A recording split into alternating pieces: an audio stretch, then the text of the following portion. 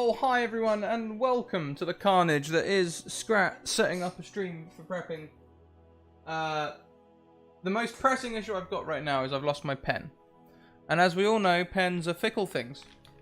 You put them down in one spot, just one, and they just run off, you know? Never to be seen again. I'm gonna put it in my diary. No. Too obvious. Too obvious. Where would I have put a pen?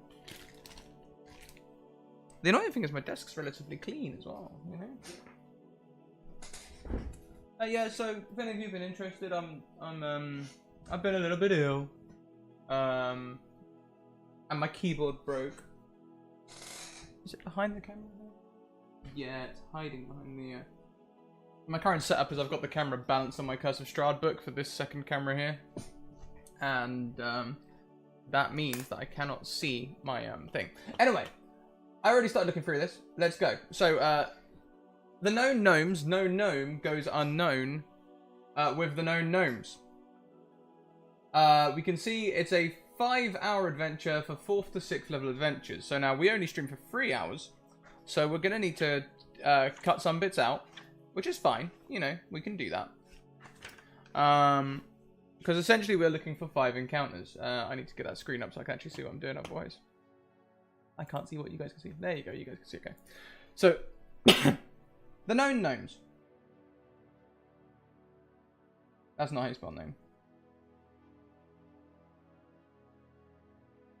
Okay, the known gnomes. We want an intro. We want our encounter 1. Encounter 2. Encounter 3. Encounter 4. And encounter 5 before we have a wrap up.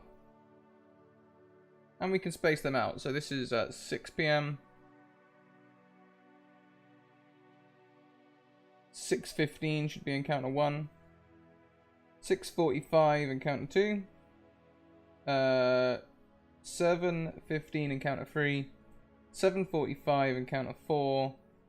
8:15 encounter 5 should start.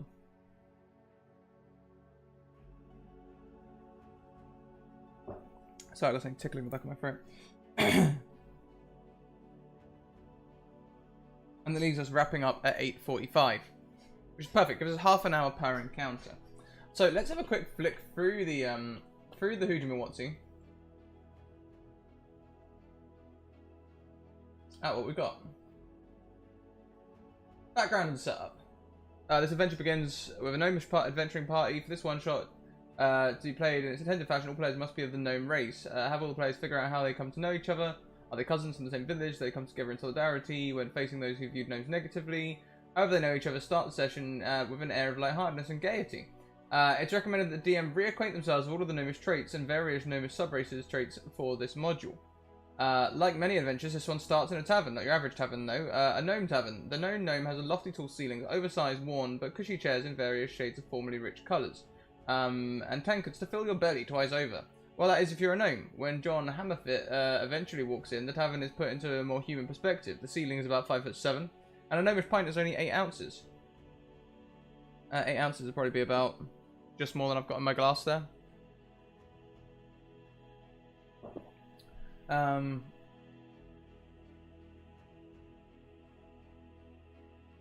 Meanwhile, the party of gnomes are taking part in merrymaking. The players and party of the namesake of the tavern. Their adventuring group are the known gnomes in their home gnome village, Darome. They are considered a point of pride. Read or paraphrase the following text as a warm-up for the party. Beer foam splashes as mugs meet and cheer. Singing and dancing flows as easily as the ale. This night, the known gnomes sit by the fireplace, cozy and filled with a sense of home. Ale in hand, your party is recounting one of their run-ins with bandits.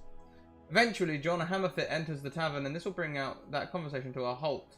The door of the tavern swings open, followed by a cold breeze. A large form fills the doorway. As the whole tavern falls silent and freezes, the form stoops to fit into the tavern. As it draws back its hood, the face of a human man comes into view, his hair pulled back into a braid, and he has dark, piercing eyes. He quietly scans the room until his eyes land on the known gnomes in the corner. He starts to walk over to the party. Okay, so that makes plenty of sense. You know, we've got you know, we've got some adventure going on. There's a chance for people to recount tales.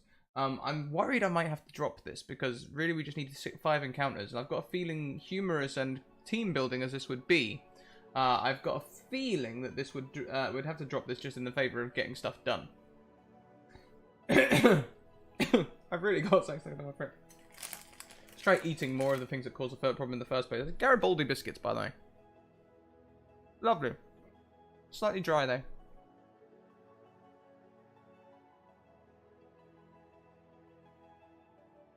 Hopefully this will clear whatever's sticking it back in my throat.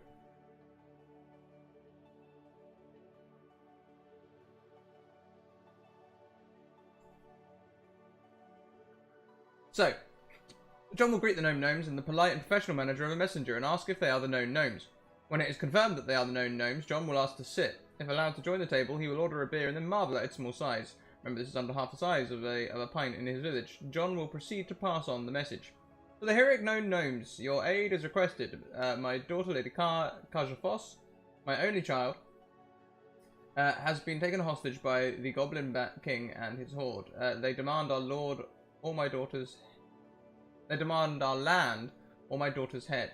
Please, we need your special skills to save her. A reward will be provided along with much glory. If you agree, John will be your guide to our village. Hey, hello. John will explain that they have been given a night to ponder, but if they agree, they need to leave first thing in the morning. He will wait outside in the morning, but will leave at the first crow of the rooster. John suspects that he will not quite fit in the gnome bed, so in the rooms upstairs, so he'll retire to the barn. The next session will start after the players retire for the night. On the road. The next morning before the roosters crow, the known gnomes find themselves walking out of the tavern. Hey, Red.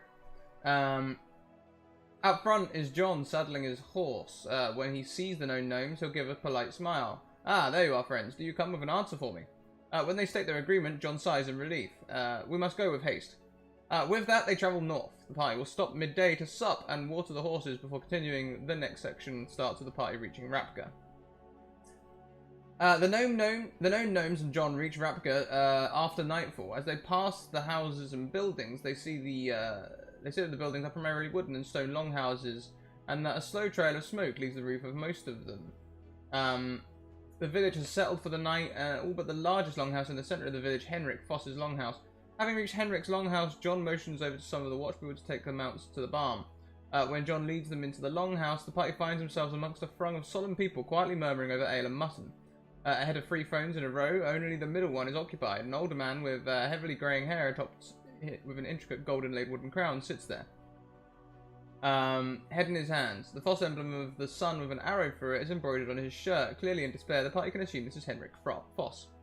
The murmurs in the longhouse stop, and the people make a path as the party walks forward. All eyes are on the known gnomes as Henrik raises his head and sees them. Henrik's guards step forward, but as the party reach the front, Henrik waves them back. A weary voice is heard when Henrik speaks.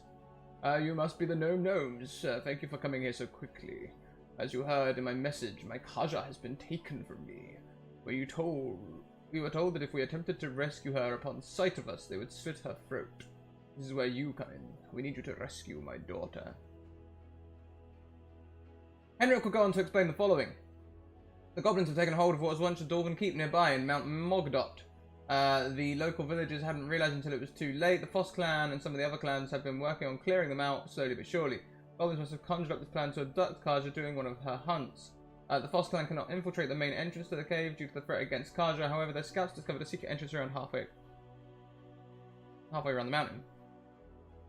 Unfortunately, it's goblin sized. This is where the known gnomes will come in. The known gnome's stature is key to saving Kaja. Henrik will explain the plan as the following. The known gnomes are to sneak in through the back way, sneak Kaja at the front. Henrik will give them the horn, and once they get Kaja to the front, the known gnomes are to blow the horn. A hidden cavalry will ride in to defend the known gnomes and Kaja as they get away. The reward will be 50 gold pieces per gnome and an honorary title of Foss Clansman. This entitles the gnomes to a lifetime of hospitality, not to mention Henrik Foss's eternal gratitude. When the conditions are agreed to, Henrik offers them a longhouse reserved for the guests of the Foss clan during their stay. Tomorrow will be a day to remember. Let us pray that it will be a good one. Please, you've had a long day. We have to pray for your lodgings when you are ready. I'm also quite worn from the recent events, so if you'd excuse me. That sounds quite good.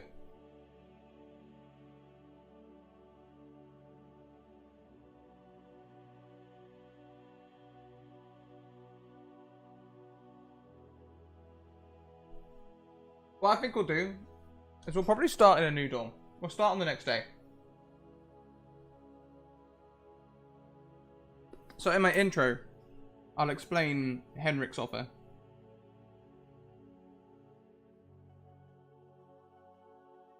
And I'll explain about how long the journey was and everything. And we'll go straight into a new dawn.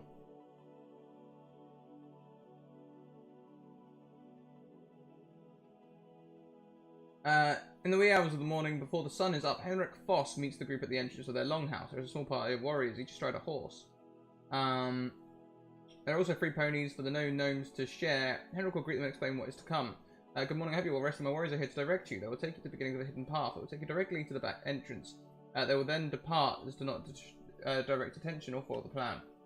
When ready to leave, the warriors will assist the gnomes, if need be, onto their ponies.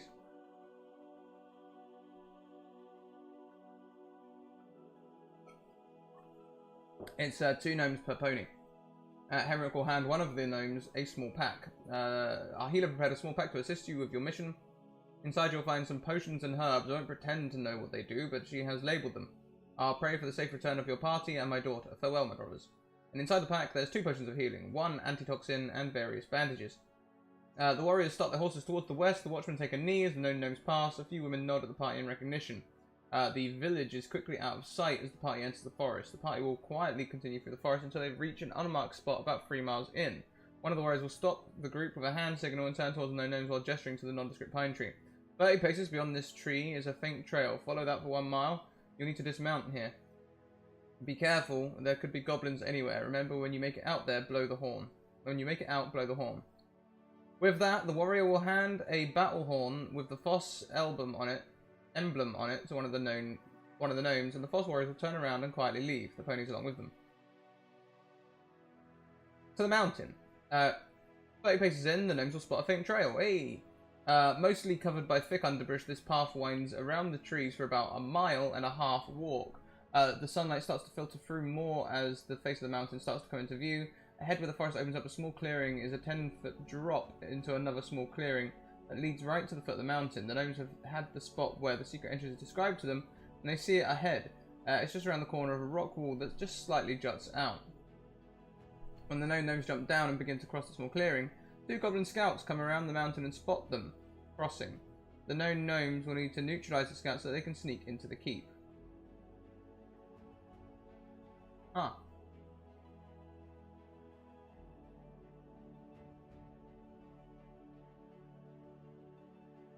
After the goblins are neutralized, the gnomes will need to complete their mission in game time.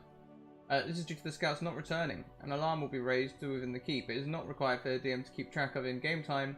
Time allotted is the same to this. Okay, so we can have this trail and everything. I like that. Trail. Entrance. That's all good. And then what we'll do is we'll have a guard changeover. And maybe we'll get one of the scouts to tell them that it happens every 1.5 hours.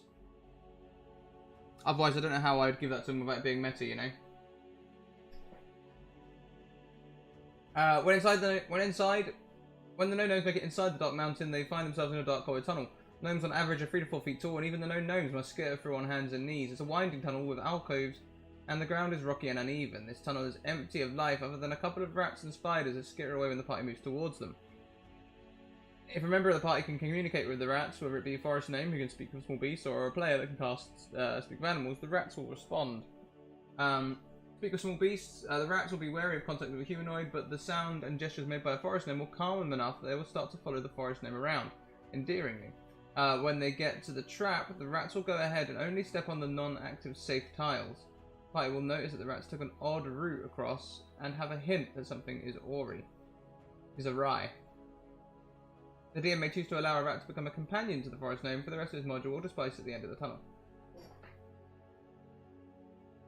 When the rats realise the human is speaking to them, they will be intrigued. The rats will be wary, though, so they will only be willing to communicate briefly. The rats will know that there's no one but rats in the tunnel. There's a click-click thud ahead, and the click-click thud is in reference to the trap. About halfway through the tunnel, the ground changes from rough to smooth stone tiles. This is the setup for a multi-pressure plate trap listed below. The predetermined active tiles are tile numbers 4, 6, 9, 11, 17, 18, blah, blah, blah. In the appendix, there is a tile printout for this trap. Print it on thick paper and cut out the numbered tiles to mark the active thing.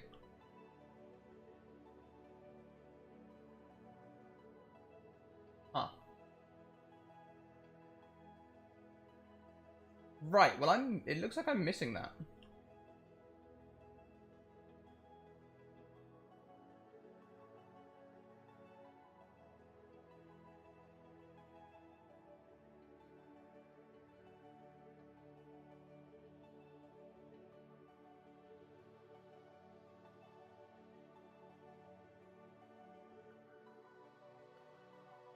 DC 15 passive perception check will have the PC notice when they bend down they can see an old mass ahead. Unclear to the PCs what it is, but the DC 10 wisdom perception check will have them realise that the mass looks has a vague humanoid shape. A DC 15 intelligence investigation check will reveal spear holes to the successful PC, but unless they look directly into the holes they cannot see the spears. The PC gets to the other side before the others. A DC 10 passive perception check will quickly reveal a lever that would disarm the trap. The humanoid mass that may have been previously seen is a skeleton of a small humanoid. What remains of its clothes show tears on the cloth, and some of the bones have large chips cut out of them, both presumably from being speared. Okay, so we've got a trap. We've got a long tunnel and a trap.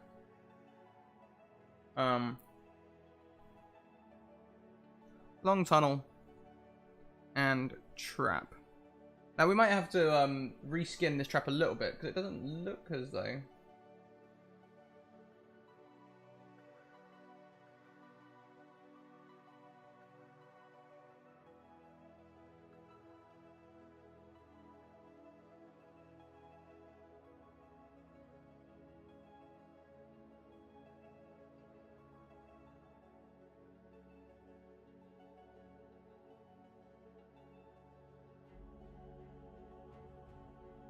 One d6 piercing camera. Okay. From the small openings, the gnomes don't have a great vantage point. They can see some torches on the walls and a refuse pile on the floor. There aren't many noises directly around them, but they can hear some muffled noises a bit away. The opening is small enough that the gnomes would need to exit one by one. When they all squeeze out, they can see that they are at the end of a hallway. Across from the small opening is a closed wooden door. From the right, about 30 foot down the hall, raucous noises can be heard from behind large double doors. Something starts to move in the trash pile in front of the gnomes. Within it is an inebriated goblin, Mitz. More goblins for the feast. Mitz will probably pass out after mistaking the gnomes for goblins. From here, there are multiple rooms for the gnomes to choose to go into. The rooms will be detailed in separate sections. The hallway is empty of any goblins, excluding the unconscious Mitz. At the other end of the hall is a large iron gate. The spacing does not allow for the gnomes to make it through. The gnomes will have to get the key for this gate somewhere in the keep. At the barracks. The first door across from the small tunnel opening to the barracks. This room is lined on both sides with pallets. There are loud snores throughout this room. Some of the goblins here are sleeping. Many are passed out after the feast. There are 10 goblins here who can potentially wake up. Refer to the appendix for the goblin stats. Up to the DM's discretion how many and what order the sleeping goblins wake up. There is no loot in this room, only what can be scavenged from the goblins themselves. Those items would be leather armor, short bows, and or scimitars. Awesome. So we have a barracks. Let's see, 2E, 218.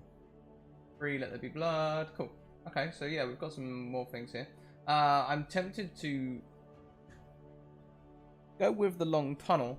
But let's see what else we've got instead of the trap. Because without the layout, that could be confusing. I could just describe it out a different way, I suppose. But yeah, let's have a look, see what else we've got. Because we are limited today, you know?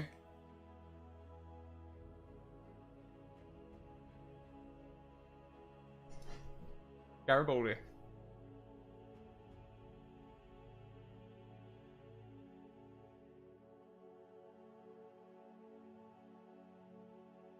The feast hall is behind a large set of double doors. The feast is still going on, and loud raucous cheering and shrieking and laughter can be heard coming from this room. The sounds indicate many creatures inside. If possible, this room is best left to the end of this section. Inside the feast hall is one goblin, Captain General Zetz, 2 bugbears, Ulk and Wolf, and 8 goblins. Okay, so what I'm not doing at the moment is taking across monsters. Do we already have goblins? Doesn't look like it. What about a hobgoblin? Nope. No bugbears either. So Sorry for keyboard sounds today, but the keyboards, I have a mechanical keyboard today as I've got a emergency replacement keyboard. So it might be slightly louder and pick up on the mic, but hey, it works, and that's the important thing right now. So we've got our goblin and hobgoblin. Now all we need is a bugbear. There they all are. And it's as simple as that with Roll20. When you want to pull monsters in, just type in what they are. If they're in the SRD, you can pull them across. Simples. Oh,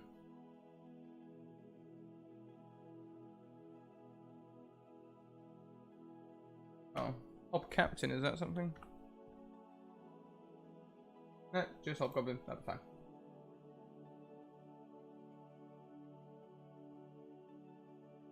The key to unlock the large iron gate down to the hall is on General Zets. Of course it is. Where else would it be? The third door down the hall is a makeshift apothecary room. And general goods storage. Crates of goods line the walls, and there's a rickety shelf in the corner laden with jars, small pots, and a couple of books. Inside this room is Cherise, the apothecary and general tinkerer. Clothed in his protective tinkerer wear, standing on top of a turned-over crate and messing with something on the table in front of them. Cherise doesn't look up when the party enters. In Goblin, he speaks.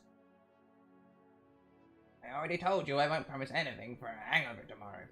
When Cherise turns around and realizes that he's not talking to goblins, he shrieks, How did you get in here? Cherise is a sheaf of poison daggers with a total of 6 daggers. Cool. Well, he seems like an encounter.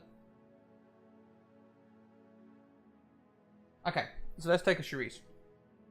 We'll start using a goblin. What we'll do very quickly is what I did that. We'll duplicate it. And then we'll go to Goblin Copy, or whatever it's called. Copy of Goblin, there it is. We'll rename this to a Cherise.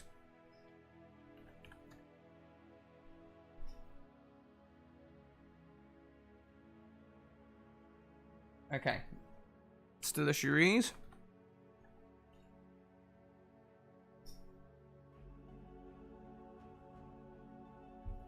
Azrael Godsword, they're also very nice. Is that in reference to the mechanical? I actually prefer Membrane. It's got the same. It's a nice compromise between noise and effectiveness. Armor class 14. Let's see, leather armor. That's fine. He does not have a shield. His leather's actually studded, which is interesting, but that's fine. I thought studded leather was better than normal leather, but nah, doesn't matter. Hit points he has are 16. He has a speed of 30 feet. He's got 8 strength, 14 dex, 10 con, 10 wisdom, 8, that's the same. Stealth is plus 6, yeah, that's the same. Passive perception of 9. Yeah. Speaks common and goblin. Has nimble escape, I guess. Yep. And then all we need is poisoned dagger.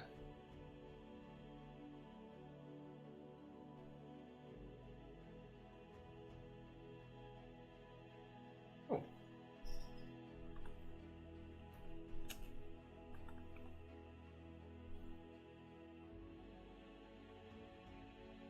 Which is a melee or ranged weapon attack. Whatever, it's going to be plus 4 to hit. On one target, hit 1d4 plus 2.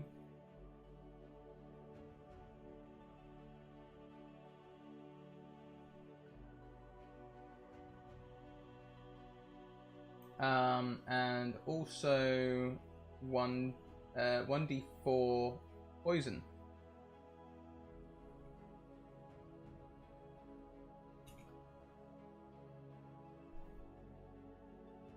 Poison goes in the next box. There we go. And we need a on hit creature must make a take. Just copy that bit there, and we'll chuck that in there. Oops.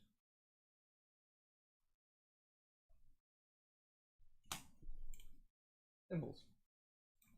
Next up, it also has multi-attack, so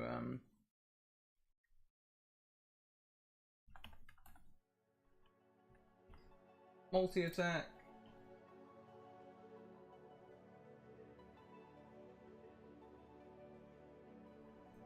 Breeze makes 2 poison dagger attacks. Love it. There's a space in there, should be. There we go. So what else we've got? At the end of the encounter, the gnomes will be able to scavenge some items from this room. Okay. Hey! Thanks for the follow. We've got, the apothecary.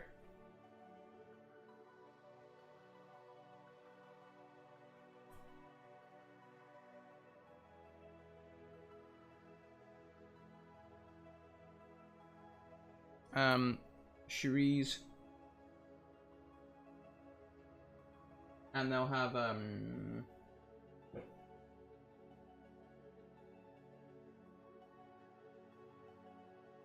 there's a vial of poison.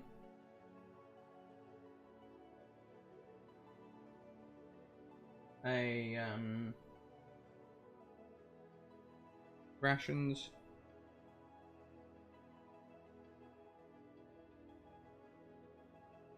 And a repeating crossbow.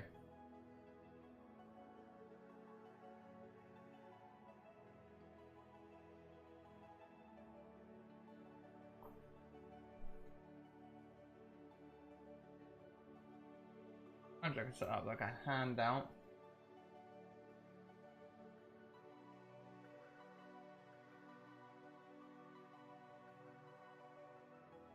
Be easier just to modify it on the fly, I think. If I give it to someone, I'll give it to them in their inventory.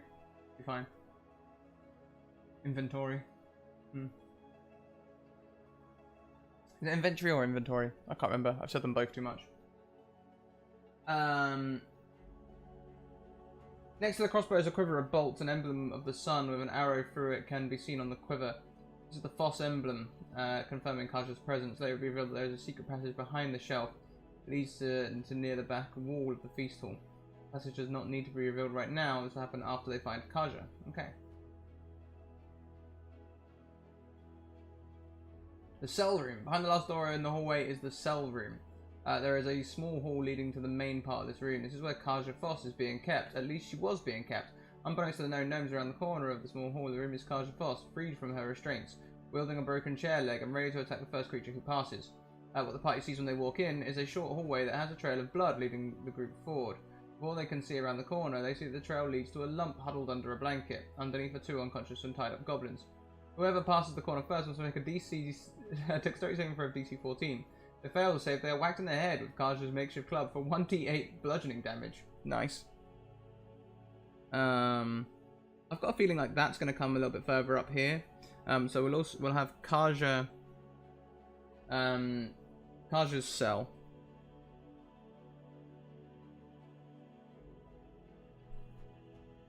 After the initial surprise attack. 1d8. Oh, the worst thing about being ill, I am ill, you guys, I'm sorry. But I am. The worst thing about being ill is I keep going from hot to cold. Okay. After the initial surprise, when they see it as a woman with dry blood streaking down her face and her throat from her nose, she's got one black eye, but with the other eye, she gives a fierce glare. A frayed rope dangles from her wrist as she wields a chair leg as a club. Damn, girl.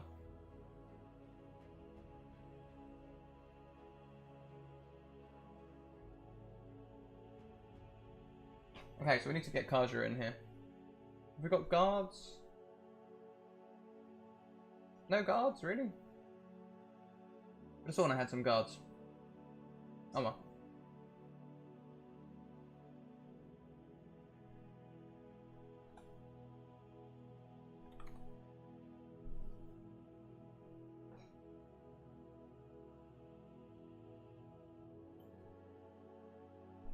Okay, so now we've got guard.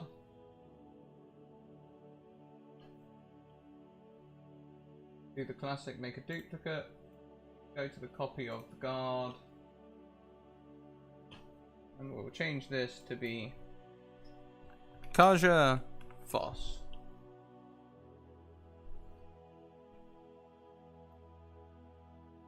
Now, armor class is 16, perfect. Studded leather again, apparently. Hit points is 75. Damn, girl, you've been working out. It's got speed of 30 feet, strength 11, dex 18, 12 constitution, 11 int, 13 wisdom, and 10 charisma. There's only one they don't need to change, they're awesome. They also have acrobatics plus 6 and perception plus 5. No other bonuses there that I can see. Passive perception 15, common, elvish, and goblin, challenge free, archer's eye. Okay.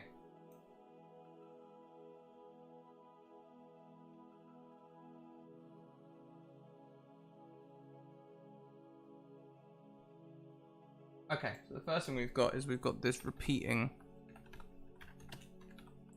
crossbow, which would be ranged yada yada. To hit is plus 6, range is lots, hit is 2d6 plus 4.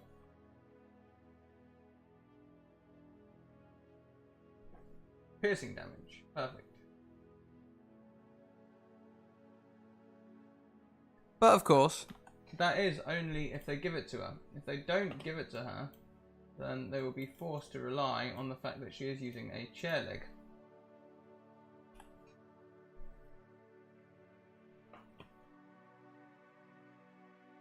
That's proficiency.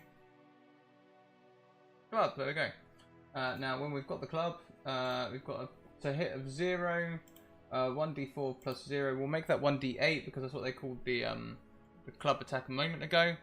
So we'll call it 1d8. Kaja will quickly understand you're not goblins. Who are you? How did you get here? The Gnomes will need to make a charisma persuasion check to convince Kaja they are really here to help her. When she finds out that her father sent them, she'll visibly relaxes and takes a breath. Good, good. I don't like the idea of anyone having to rescue me. I'm outnumbered though. So let's crack skulls and get the key and get out of here. This is the first mention of a key to the known gnomes. With some further conversation between the known gnomes and Kaja, they'll find out the leader of this goblin band is General Zet, that he keeps the key to the large iron gate on his person. Kaja was just about to sneak through the secret passageway when she realised it was too small for her. Goblins did not realise the level of Kaja's education and that she's fluent in many languages, including Goblin. We've had some talk about the small passages between some of the rooms. The apothecary wanted privacy and had them blocked off with General Zet's permission. One connects the cell room to the apothecary, and from there the apothecary to the feast hall. Kaja believes that the second tunnel leads to the far end of the hall. If what she heard is correct, the general sits at the head of the table at the back of the hall. Kaja thinks quickly, her hand on her chin. Kaja asks no gnomes, if I create a distraction at the front of the hall, would you sneak in through the tunnels and get the key from the general? Once the no gnomes agree or an alternate plan is concocted, Kaja remembers she is without a weapon. She drops her forehead in exhaustion. By the gods, they took my crossbow and sword from me. Being an unarmed distraction makes this plan a little more difficult. Whether the known gnomes offer the crossbow freely or Kaja notices on her own, she will be overjoyed to see the crossbow. Oh, my crossbow, you found it! Quiets for a moment and says in a voice filled with emotion, a tint of sadness, this was my mother's. I've hunted with this since she was past. Thank you. Kaja will sober up again, reeling her emotions back in. She will tell them that she will wait a few minutes before entering the feast hall. A small smile graces Kaja's hips as a wink to the players. Try not to be late. She quickly looks both ways at the door and leads in the direction of the feast hall. The known gnomes can now see a small hole. At ground level in one corner, wood debris surrounds it, but Kaja pried it off. For the DM to know. Kaja fosses stack block. Yeah. Yeah, fine. The tunnels, I'm going to make them really short, I think. I don't think I'll put a challenge in there, because with the Kaja cell, we've only really got like 15 minutes, half an hour to finish up. So I think I'll make that a given action, and then we go to the final, so Kaja's cell's going to come up there, that's going to come up there a little bit. I think I'll skip over the trap. Hey, Space Pirate, we're just trying to get some prep done here. We've got 50 minutes until the game starts, so I'm just emergency prepping. Trying to get 5 encounters. This game was originally designed for a 5-hour one-shot, so we are modifying it ever so slightly so that we can get it down to 3. So, Henrik's offer is where we start. They'll go to the trail. We'll start off at the trail entrance. The guard changeover. They'll see a guard changeover, and one of the guards will tell them it happens every half an hour, every 1.5 hours. They'll go through the long tunnel with the rats. I think I'll skip the trap bit. We'll go straight to the apothecary Charisse. Which, when they find Charisse, I think the tunnel will come out in Charisse's apothecary. We'll find the Violacor, and they'll attack. Like Charisse will attack them. They'll have fun with that. It'll be a combat, so it's likely to take at least half an hour. He's only got 16 health though, so they might manage to take him out quite quickly. Still, I'm always cautious on assuming my combats will end quickly, and 5e combats tend to take a long time. So even if it's an easy one. So we'll do that. Then they can go and find Kaja's cell. They have to go out into the hallway, and they'll see some cells over to the other way. She will tell them that, well, she'll try and surprise attack them, then talk to them. There'll be the repeating crossbow handed over with all this, you know, emotion stuff going on. And then they'll formulate a plan. So next is Let There Be Blood. The final section contains a large battle in the feast hall and the escape of the known gnomes and Kaja. This section is intended to be fast-paced to match the feel of the battle. It's up to the DM, but they may choose to have time restraint to allow the player's attacks. They want to keep the tension high. This starts off with the result of Kaja attack on one another in the Goblin's Hall. As a reminder from each section in 2E, there is Captain Zet's 2 bugbears, 8 goblins in the hall. So, main hall brawl. Captain, 2 bugbears, and 8 gobbos.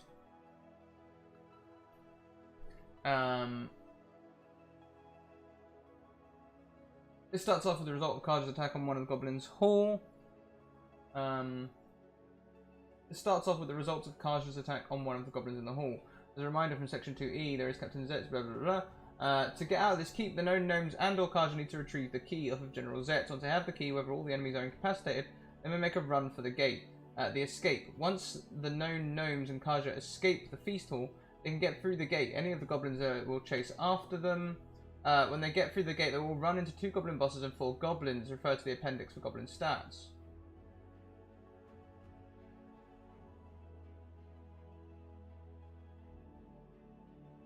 We have not got time for 2 combats at the end of the module. No way. So we're gonna have this main hall brawl, I think, or they could try and sneak it out. If we've got time, we can have them interact with something on the way out, but I don't think there'll be that much. What we'll do is we'll try and cut things a bit quick. So the cavalry will come in. They'll blow the horn. The cavalry will come in, and we'll go from there. And then we'll go on to this feast at the end. When the known gnomes reach Henrik and Kaja raises a hand, silence the crowd, and addresses them.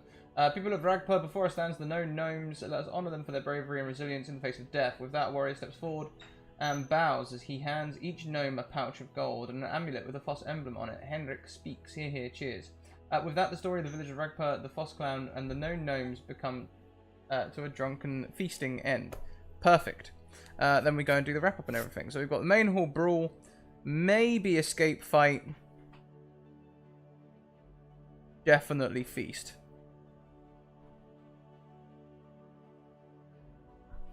Easy.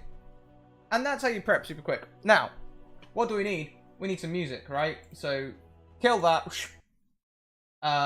First of all, we are going to be in a... Let's start off in Forest Night. Forest Night, where are you? Missed it.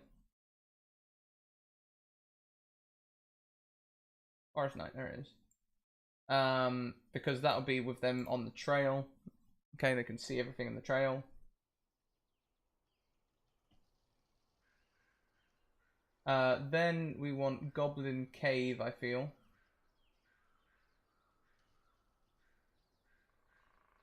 Not Cave of Time, Goblin Cave. I'm sure it's called Goblin Cave. Goblin's Cave, there it is. So once we get into the cave, we can have the Goblin Cave.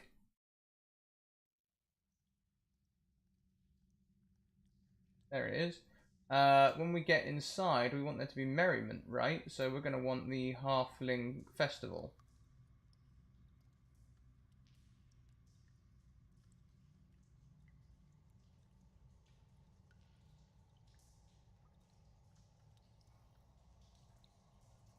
Now, you can find all of these tunes over on tabletopaudio.com. I recommend that you go and support them. I've sort of got to the point now where I can just remember which sort of ones I want. I use these a lot. And probably so do lots of other streamers, because these are royalty-free, so very worth checking out. Halfling Festival, there it is. So once we get inside, we can hear them.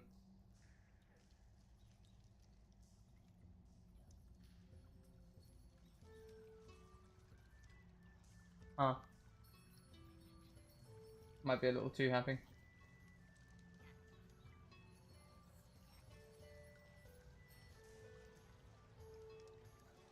So if I tone that down a little bit.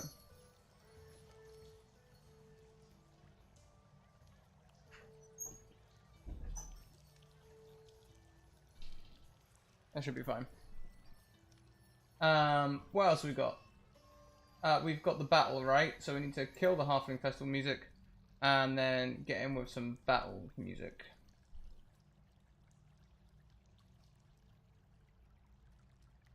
Battle music, battle music, battle music. We can leave this here. What about Colosseum? How does that sound?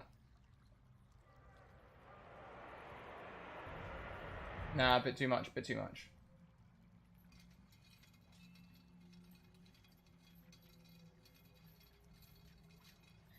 Skirmish.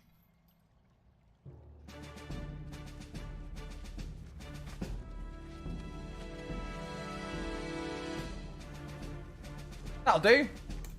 That'll do. Gonna skirmish with those guys. We'll leave the Charisse thing silent, and that is my speed prep for a game in 40 minutes. Guys, thank you very much for tuning in. I hope you enjoyed the show. Let's go and spread our love elsewhere. Let's go and spread it to... let's go and spread our love over to Cyborg Pizza, who is one of the most underrated streamers on the planet. Hit her with the Scrat hype. I'll see you in 40 minutes when we start playing again. See you later, everyone. Keep on evoking emotions. Bye.